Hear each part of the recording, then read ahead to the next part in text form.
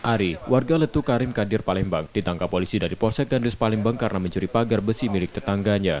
Pencurian dilakukannya saat rumah korban sepi. Tersangka mencabut satu persatu pagar besi.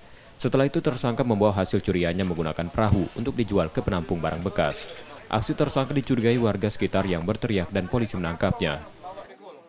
Patroli sedang melaksanakan kegiatan hunting, kemudian ada masyarakat yang mencurigai melapor kepada polisi, dan kemudian polisi mendekati karena insting polisi ada kecurigaan, sehingga betul bahwa yang digunakan yaitu besi, yang dibawa besi bukan miliknya namun mengambil punya orang. Modusnya dia sebelumnya melakukan kegiatan mungkin pengintaian pengintaian jalan dengan patroli seperti itu.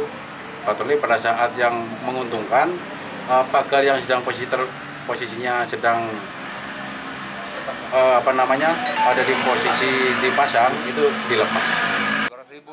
Karena perbuatannya itu, tersangka terancam hukuman 5 tahun penjara. Reski Oktora, Muklas Diferensial, Kompas TV, Palembang, Sumatera Selatan.